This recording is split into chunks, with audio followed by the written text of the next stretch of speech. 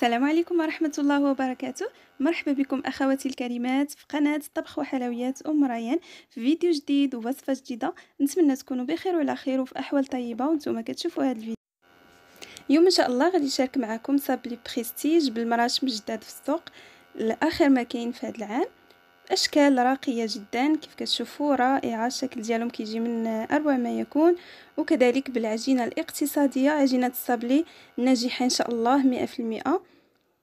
فابقوا معي اول فيديو حتى الاخير الفيديو باش تعرفوا على كل اسرار نجاح عجينه الصابلي وكيفاش ما تقلصش معكم في الفران وما تكمش ليكم، وكنتمنى لكم فرجه ممتعه.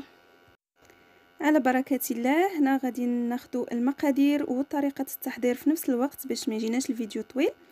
خديت 125 غرام ديال الزبده، الزبده المارغرين، يمكن لكم تعوضوها بالزبده حيوانيه ولا الزبده الممتازه، كتعطي مذاق ألذ. ضفت عليها نصف كأس من عبار العنبة سكر سنيدة ولا سكر حبيبات، نصف كأس من السكر الناعم سكر كلاصي. يمكن لكم تستعملوا غير نوع واحد من السكر. الا بغيتوا العجينه ولا صابلي يجينا مقرمش كنستعملوا فقط السكر الخشن ولا سكر سنيدة كأس، ولا بغيناه يجينا مرمل نستعملوا فقط سكر كلاصي، ولا بغيتو بحالي يجي مرمل وفي نفس الوقت مقرمش استعملوا السكر بالانواع ديالو. خدمت كل مكونات، خدمت الزبده جيدا مع السكر حتى اختفت كل حبيبات ديال الزبده والحبيبات ديال السكر، وحصلت على واحد الكريمه. هذه المرحله مهمه جدا في نجاح عجينه الصابلي. من بعد ضفت عليها نصف كاس ديال الزيت، وضفت عليها من قبل ساشي ديال الفانيلا فئة 7 غرام. كذلك ضفت رشة ديال الملح. من بعد ما خلطت كل المكونات وانسجمت مع بعضياتها ضفت بيضة واحدة. ضفت هنا كذلك ملعقة من الجليكوز اللي كتبقى اختيارية، فقط كتعطي واحد التعليكة زوينة للصابلي ديالنا. وكنمزج كل هاد المكونات مع بعضياتها جيدا. ضروري اننا نخلطوا كل المكونات حتى كنحصلوا على واحد الكريمه، لان هذا كيساهم في نجاح الصابلي. وهنا بديت كنضيف الدقيق تدريجيا، كنخلطوا فقط بالاصابع ديالنا، ما كنعجنوش. عجينه الصابلي ما كتعجنش وما كتسدلكش، فقط كتجمع بالاصابع وكتلم.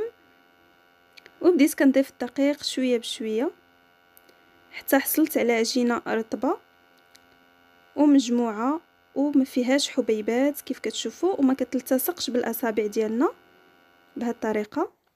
وهنا احتاجيت 400 غرام ديال الدقيق، تقدر تاخذ معكم غير 350 غرام على حساب البيض وعلى حساب بزاف ديال العوامل اللي كتدخل في هذا يعني في الكميه ديال الدقيق، وعلى حساب الدقيق الا كان كيشرب.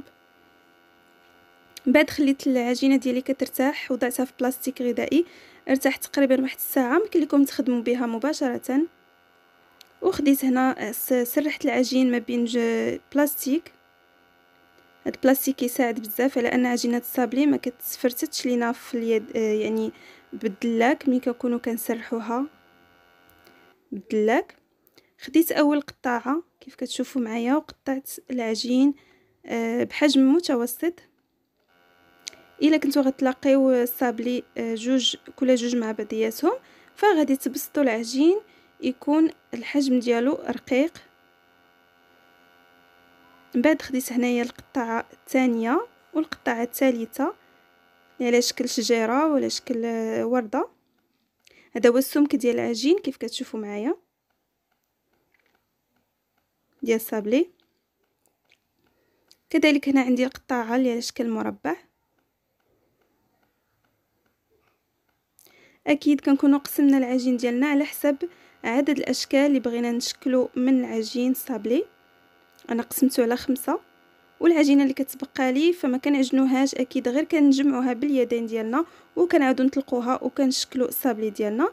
من بعد وضعته في صفيحه الفرن، وغندخلوا الفرن اللي كيكون سخون قبل على درجه حراره انا كنوضع على 180 درجه، واكيد مع المراقبه باش ما كيتخطفش لينا وما كيتحرقش لينا الصابلي ديالنا، فقط يذهب اللون ديالو وكنخرجوه هنا نمشيو نحضروا لي موتيف ديال الشوكولا. انا خديت اول موتيف اللي على شكل شجره، ذوبت شوكولاته سوداء بدون اضافه لا زبده ولا زيت، استعملت نوع قاله وعمرت الموتيف ديالي. بالنسبه للموتيف اللي على شكل مربع، فذوبت كذلك شوكولاته بيضاء من نوع قاله، ما ضفت لهاش لا زيت ولا زبده، ما كتحتاج، هي الشوكولا كتبقى سائله، وعمرت كذلك الموتيف المربع. بالنسبه للموتيف هذا ديال القليب، خديت الشوكولا البيضاء اللي بقات لي من الموتيف الثاني وضفت ليها قطعه من الشوكولاته السوداء، ذوبتهم على حمام مائي. دائما الشوكولا كندوبوها على حمام مائي باش ما كتحرقش لينا وكيبقى فيها اللمعان ديالها. وهاد لي موتيف ديالنا ما كنعمروهم حتى كتدفى لينا الشوكولا، ما كتكونش باقا سخونه، باش كيبقى لنا اللمعان في هذيك الشوكولا. ومحدنا كنعمروا لي موتيف وحنا كنضربوا بيدينا باش كنفرغوهم من فقاعه الهواء، وكذلك يتساوى لنا الوجه ديال الاشكال ديالنا. هنا خديت الشكل اللي على شكل كذلك الشجيره، عمرت فقط النصف ديال الشكل بالشوكولاته السوداء الذائبه، وهذيك الشوكولا البيج اللي بقات ليا من الموتيف ديال القليب خديتها وضفت عليها قليل من الشوكولاته السوداء باش كتعطيني واحد اللون بني اللي هو مفتوح، ولا تقريبا بيج مغلوق شيئا ما. وكنعمر النصف الثاني من بعد ما تركت بطبيعه الحال الشوكولاته السوداء حتى بردات ليا في الثلاجه وشدات، عاد كنخرجوها وكنعمروا النصف الثاني باللون البيج من الشوكولا. وبنفس الشوكولا عمرت هنا الموتيف ديال لي بابيون ولا هاد الفيونكات الصغار، هاد الفراشات الصغار غادي نحتاجهم في التزيين.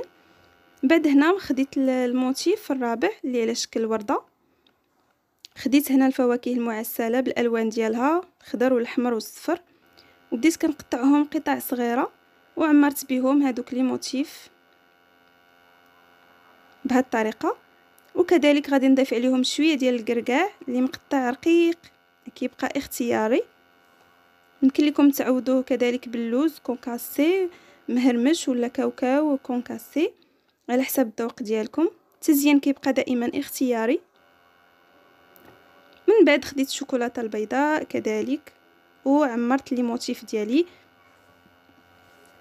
وحنا دائما كنضربوا على الموتيف بيدينا باش كيتساوى لينا الوجه ديال لي موتيف كيف كتلاحظوا معايا. وغادي ندخل كل الموتيفات للثلاجه ديال الشوكولا حتى كيبردوا وكيشدوا راسهم. كيف كتشوفوا ها هما الاشكال كيجيو ولا اروع، والشوكولا ديالنا كتجي لامعه. هذا هو الصابلين بعد ما خرجته من الفران وطاب، كيف كتشوفوا كياخذ لون واحد ذهبي. كنراقبوه في الفران وكيجينا يعني في حجم واحد، الحجم ديالو ما كيتقلصش الحجم ديالو، ما كيصغرش الحجم ديالو في الفرن، يعني كيجي ناجح. فقط نتبعوا كل الخطوات وما نعجنوش عجينه الصابلي، غير نجمعوها باليدين ديالنا وغادي نحصلوا على نتيجه هائله. الصابلي ديالنا هنا مشيت باش نحضروا تلصيقه ولا تعليكه اللي غادي نلصقوا بها الصابلي ديالنا، اللي غادي تكون بدون جليكوز بدون ناباج. فقط كنحتاجوا الكاس ديال العسل، الكاس ديال العسل غادي يعني يكفي لنا هاد الكميه كلها ديال الصابلي. على ذكر الكميه فخرجت ليا 60 حبه ديال الصابلي، تقريبا شي 12 حبه حتى 13 حبه من كل شكل. خديت الكاس ديال العسل سخنته حتى غلى ليا جيدا فوق النار.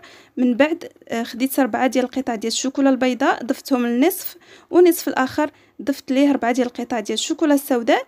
ذوبت جيدا هذيك الشوكولا في العسل وخليتها كتبرد، ومحد هاد التلصيقه ديالنا كتبرد وهي كتقال. خديت هنا الشكل الاول كيف كتشوفوا، ولصقت عليه الموتيف ديال الشوكولا بالتعليكه ديال الشوكولا السوداء، وزينته بهذاك العقيق اللي ديال الحلوى برونز. بالنسبه للشكل الثاني فهو اللي فيه يعني نصف من شوكولا سوداء ونصف من شوكولا بنيه، حتى هو لصقته بالتعليكه ديال الشوكولا السوداء، وزينته بهذيك الشوكولا اللي كتكون على شكل كويرات صغار فيها الابيض والبني. يعني التزيين كيبقى اختياري، فقط هذه افكار وكل واحد كيدير التزيين اللي كيعجبو واللي كيرتاح فيه. وخديت هنايا الشكل اللي على شكل قلب لصقته بتعليكه ديال الكراميل اللي فيها الشوكولا البيضاء والعسل بالموتيف ديال الشوكولا اللي كيكون اللون ديالو بيج، وزينته بهذاك العقيق رقيق اللي كيجي اللون ديالو وردي ديال الحلوى. كيف كتشوفوا كيجي الشكل ديالو رائع. هنا خديت هذا الموتيف الشكل هذا ولمعت هذاك الموتيف ديال الشوكولا ملمع برونز باش كيجينا مناسب مع هذاك العقيق البرونز. كذلك هنا خديت الشكل المربع لصقته مع الموتيف وزينته هنا بعقيق ذهبي كيكون صغر شويه من هذاك العقيق البرونز اللي استعملنا في الموتيف الاول. كذلك خديت شويه من التعليكه ديال الشوكولا البيضاء وضعت واحد شويه الفوق وزينت بهذيك البابيون. كيف كتشوفوا معايا الشكل كيجي راقي جدا وكيجي رائع. انا خديت نصف الكميه ديال التعليكه ديال الشوكولا البيضاء، ضفت عليها معلقه صغيره من نكهه الفرامبواز ولا لاغوم ديال الفرامبواز ولا ديال الفريز، يعني اي نكهه عندكم وبغيتو تستعملوها. وخديت هنايا هاد الشكل ديال الورده لصقته بالتعليكه ديال الشوكولا البيضاء، وغادي نعمر هذيك الحفيره اللي جات في الوسط بهذاك يعني النكهه ديال الفرامبواز اللي استعملنا مع التعليكه. فكيجي الشكل ديالها راقي بزاف. هاد الصابلي هذا كيجي من اروع ما يكون ديال الورده. هادو هما الاشكال ب5 اللي خدمتهم معكم، كيجيو راقيين ورائعين. كنتمنى فعلا انكم تجربوهم لانهم يعني زوينين بزاف، الشكل ديالهم رائع وكيحمروا الوجه. وحتى الصابلي ديالنا كيجي حجم واحد ما كيتقلاش لينا في الفرن. ونذكركم يمكن لكم تنكهوه باي نكهه. انا نكهت الصابلي ديالي بالفاني، تقدروا تنكهوه بالنكهه ديال الناتا، النكهه ديال البسكوي، النكهه ديال الكراميل، اي نكهه كتفضلوا. وهنا غادي نكمل معكم الاشكال. وهنا حتى لصقت كل موتيفات ديال الشوكولا مع الصابلي ديالي كامل. عاد بديت كنزين كندير التزيين النهائي بالعقيق. هكا كتجيكم الخدمه سهله وسريعه وما كتاخذ لكمش مجهود كتير ولا حتى وقت كتير.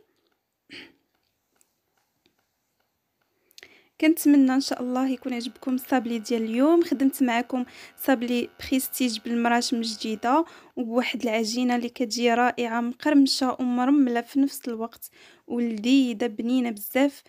وكذلك كل اسرار نجاح الصابلي باش ما يتقلش لينا في الفرن وكيعطي واحد النتيجه رائعه. كنتمنى فعلا انكم تجربوه. تخليوا لي لايك، تخليوا لي التعاليق ديالكم الى عجبكم الفيديو وعجبتكم القناه والمحتوى الفيديوهات. كنتمنى تبارطاجيو الفيديو والقناه مع كل الاصدقاء والمعارف ديالكم. اخواتي شكرا لكم بزاف على المشاهده والمتابعه.